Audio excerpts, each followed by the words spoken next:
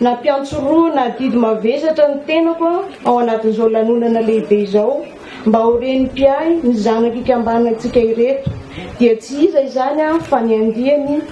iavosoa. Adidy mavesatra ho iaho kanefa dia tamin'ny mpanetretena tanteraka araka izy no nanekeko izany satria ny adidy matono tsy han'olon-dratsy. Ka matoa ianareo nisafidy andramatoa mpandrarahany taona 3 maraina anareo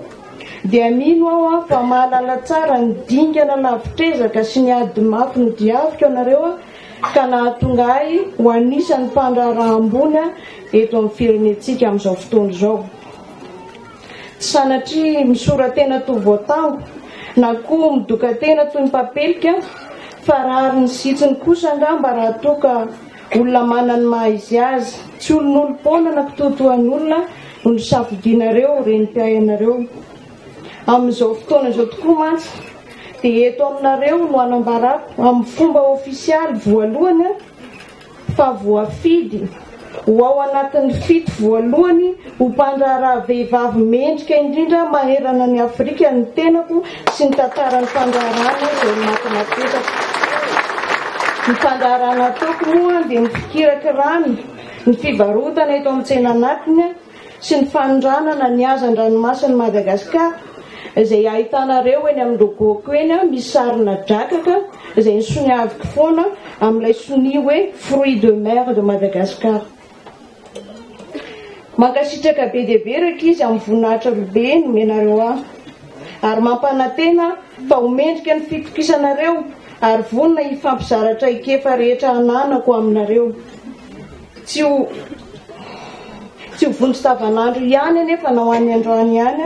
fa amin'izay fotoana rehetra mahamety azy indrindra eo amin'ny sehatry ny mpandrarahany. Ko afaka mirehareha ianareo fa manana renim-piatoko mba ho filamatra sy ho fankatahaka ho anareo izay ezaka vitako eo amin'ny sehatry ny entrepreneuriat. Resitro kely ny tenin'ny Andriamatoa Ratrema William izay PDG ny ASM teo hoe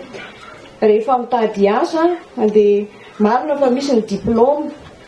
fa eo koa ny fahendrena sy ny présentation izay zava-dehibe mihitsy. Izaho manokana nefa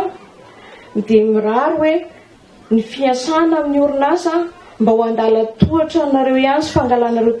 traikefa fa ny tena tiako sy ny faniriako dia mba ho mpandraraha matanjaka oatra haya ianareo.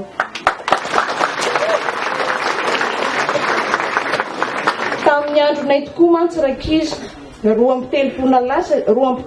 taona lasa izay na dia nanana baka aza ny tena dia tsy mba nisy izany université privé izany fa dia nilahatra sy nisikifonitra nanenjika teny amin'ny université teny Ankatso teny foana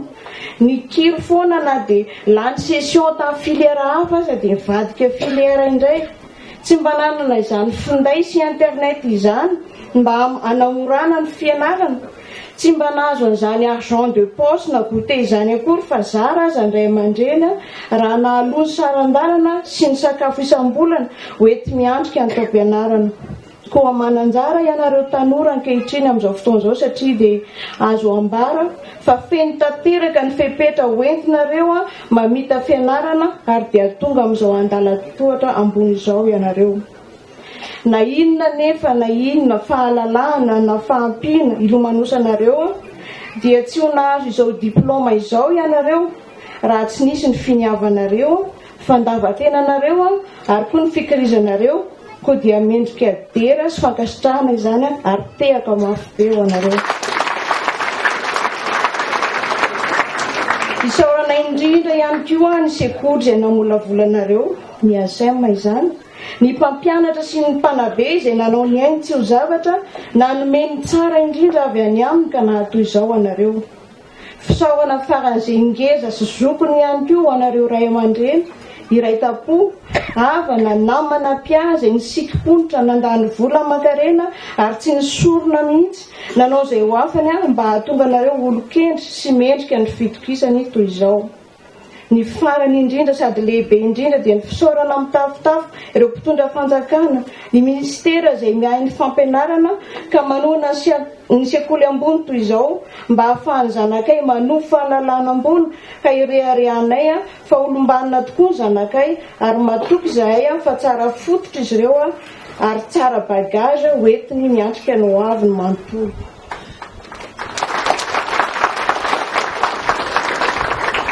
Eto am-pamaranana raha ny afenony ny hafaliana moa dia be dia be ny tikambara sainky avelantsika angamba ny fotoana sy no avy manaraka rehetra no hitarafatsika fa manana olo-kendry sy manam-pahaizana ny université privé ASEM androany dia ny andiany ny avosoa izany.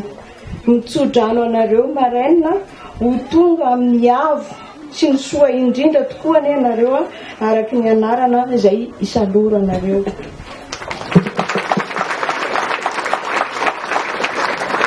Toy nahazatra moa izay efa voambaran'Andriamanitra talehy teo